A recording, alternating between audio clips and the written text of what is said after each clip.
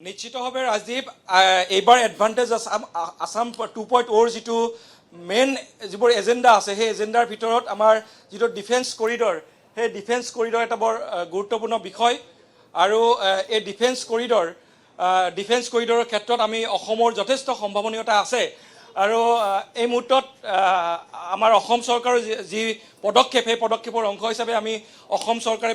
বিভিন্ন পক্ষৰ সৈতে ইতিমধ্যে আলোচনা কৰিছে আৰু এই আলোচনাৰ অন্তত আজি এটা এজেণ্ডা ইয়াত ৰখা হৈছে আলোচনাৰ বাবে ইয়াত এটা এজেণ্ডা ৰখা হৈছে আৰু সেই এজেণ্ডা অনুসৰি অসমত ডিফেন্স কৰিডৰ যি সম্ভাৱনীয়তা সেই সম্ভাৱনীয়তাৰ ওপৰত আজি ইয়াত আলোচনা কৰা হ'ব আৰু বিশেষকৈ মই উল্লেখ কৰিব বিচাৰিম যে ভাৰত চৰকাৰে ইতিমধ্যে ভাৰতৰ দুখন ৰাজ্যত ইতিমধ্যে ডিফেন্স ইণ্ডাষ্ট্ৰিয়েল কৰিডৰ নিৰ্মাণ কৰিছে সেই প্ৰথমখন আছিলে উত্তৰ প্ৰদেশ আৰু দ্বিতীয়খন আছিলে তামিলনাডু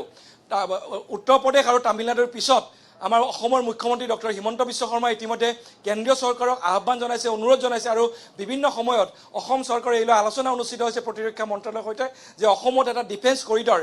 ডিফেন্স উদ্যোগিক কৰিডৰ এটা অসমত নিৰ্মাণ হ'ব লাগে এইকাৰণে নিৰ্মাণ হ'ব লাগে যে সামৰিক দৃষ্টিকোণৰ পৰা ভাৰতৰ মূল ভূখণ্ডৰ পৰা আমাৰ ইয়াত যিবোৰ সামৰিক বাহিনীৰ যিবোৰ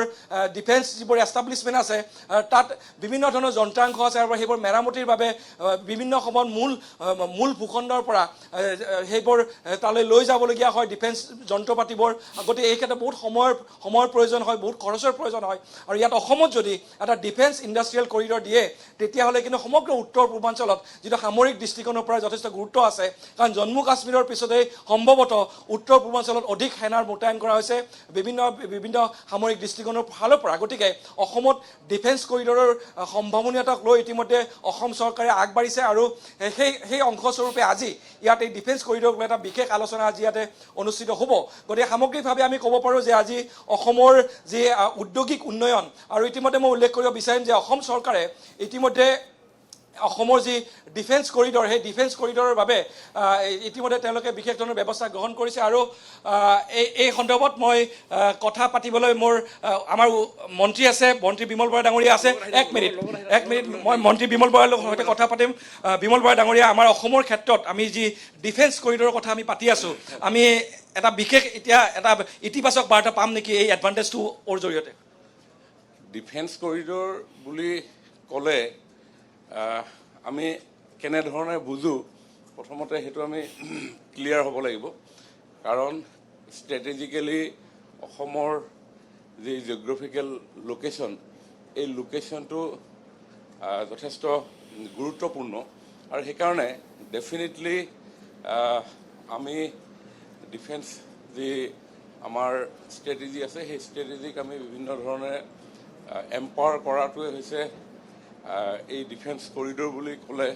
বুজোৱা মোটামুটি অসমৰ মুখ্যমন্ত্ৰী হিমন্ত বিশ্ব শৰ্মা ডাঙৰীয়াই কৈছে যে উত্তৰ প্ৰদেশ তামিলনাডুৰ পিছত অসমে ডিফেন্স ইণ্ডাষ্ট্ৰিয়েল কৰিডৰ এটা পাব লাগে এইকাৰণে যে সামৰিক দৃষ্টিকোণৰ পৰা ইয়াত বহুত সম্ভাৱনীয়তা আছে আৰু এই লৈ গুৱাহাটীৰ পৰা জাগিৰোডলৈ এটা কৰিডৰ নিৰ্মাণৰ সম্ভাৱনীয়তাৰ কথা ইতিমধ্যে ব্যক্ত কৰিছে কৈছোঁ মই যে কৰিডৰ বুলি কোৱাৰ লগে লগে তাত আমাৰ যিখিনি ইনফ্ৰাষ্ট্ৰাকচাৰেল ডেভেলপমেণ্ট সেই ইনফ্ৰাষ্ট্ৰাকচাৰেল ডেভেলপমেণ্টসমূহ আমি এম্পাৱাৰ কৰিব লাগিব ষ্ট্ৰেংথেন কৰিব লাগিব আৰু নিশ্চিতভাৱে সেই ষ্ট্ৰেংথেন কৰাৰ ফলশ্ৰুতিতে বিভিন্ন ধৰণৰ ডিফেন্স মেনুফেকচাৰিং যিসমূহ ইউনিট সেই ইউনিটসমূহ আমি নিৰ্মাণ কৰাৰ লগে লগে অৱধাৰিতভাৱে তাত এটা ইনভেষ্টমেণ্ট আৰম্ভ হ'ব মন্ত্ৰী বিমল বৰা ডাঙৰীয়া আমি আজি গ্ৰীণ গল্ডৰ কথা পাতিম সেউজীয়া বাঁহৰ ওপৰত আমি আজি কথা পাতিম নুমলীগড়ত ইতিমধ্যে বাঁহৰ পৰা ইথানল নিৰ্মাণৰ কাৰণে প্ৰকল্প সাজি উঠিছে গতিকে এই সম্ভাৱনীয়তা ক্ষেত্ৰখনক আপোনালোকে কেনেদৰে লৈছে অসমত আমাৰ বাঁহৰ এটা ডেফিনেটলি আমাৰ সম্ভাৱনা আছে কাৰণ আমাৰ সমাজখনত বাঁহ থাকিলে হাঁহ বুলি কোৱা যায় কিন্তু এতিয়া বাঁহৰ যিটো ইউটিলাইজেশ্যন সেই ইউটিলাইজেশ্যন বিভিন্ন ধৰণে আমাৰ কমি আহিছে গতিকে আমি ভেলু এডিশ্যনৰ জৰিয়তে আমি ডাইভাৰ্চিফাই প্ৰডাক্ট নিৰ্মাণৰ জৰিয়তে কেনেকৈ আমি বাঁহক আমি ইকনমিলৈ কনভাৰ্ট কৰিব পাৰোঁ তাৰ কাৰণে বিভিন্ন ধৰণৰ পৰিৱেশ ইতিমধ্যে আৰম্ভ হৈছে আজি ইথানল প্ৰস্তুত আমি বাঁহৰ পৰা কৰিব পাৰোঁ ঠিক তেনেধৰণে বাঁহৰ পৰা আমি ৰোড ইনফ্ৰাষ্ট্ৰাকচাৰত প্ৰয়োজন হোৱা ক্ৰেছ বেৰিয়াৰ আমি নিৰ্মাণ কৰিব পাৰোঁ গতিকে বাঁহক লৈ যথেষ্ট গ্ৰীণ এটা ৰিভলিউশ্যন ইকনমি এটা হ'ব আমাৰ green revolution plus green economy নিৰ্মাণ কৰা যথেষ্ট অৱকাশ আছে আৰু ইতিমধ্যে আপোনাৰ আগবাঢ়িছে আপোনাৰ বৈঠক আছে মই গম পাইছোঁ খুব গুৰুত্বপূৰ্ণ বৈঠক আছে মই শেষৰটো প্ৰশ্ন যে কালি ইতিমধ্যে আমি দেখিলোঁ যে বিনিয়োগৰ ক্ষেত্ৰত কিন্তু যি ধৰণে আশা কৰা আছিল তাতকৈ বহুত বেছি বিনিয়োগ কালি আহিছে MOU স্বাক্ষৰিত হৈছে 1.5 লাখ কোটিতকৈ অধিক টকাৰ প্ৰস্তাৱ পাইছে আপোনালোকে কালিৰ দিনটোত আজি আমি কিমান আশা কৰিব পাৰোঁ বিভিন্ন ক্ষেত্ৰত যোৱাকালি প্ৰায় 164 মান টোটেল MOU আমাৰ চাইন হৈছে তাতে নন ফাইনেন্সিয়েল MOU আছে 15খন আৰু বাকীখিনি ফাইনেন্সিয়েল MOU গতিকে যোৱাকালি আমি যিমান আশা কৰিছিলোঁ তাতকৈ অধিক MOU আমি স্বাক্ষৰ কৰিবৰ কাৰণে সক্ষম হৈছোঁ কিন্তু সেইখিনি আমি ইমপ্লিমেণ্টেশ্যনৰ ক্ষেত্ৰত পৰৱৰ্তী সময়ত চাব লাগিব যিসমূহ ভায়েবল MOU আছে সেই ভায়েবল MOUসমূহ ডেফিনেটলি আমি ইমপ্লিমেণ্ট কৰিব পাৰিম গতিকে সংখ্যাৰ লেখেৰে প্ৰায় আমাৰ যোৱাকালি 1,92 লাখ কোটি টকা আমাৰ MOU স্বাক্ষৰ হৈছে ফাইনেন্সিয়েল গতিকে ইয়াৰ পিছৰ পৰ্যায় আছে সেই পৰ্যায়সমূহত যিসমূহ ভায়েবল যিসমূহ ইমপ্লিমেণ্ট কৰিব পৰা ধৰণৰ MOU ডেফিনেটলি এইখিনি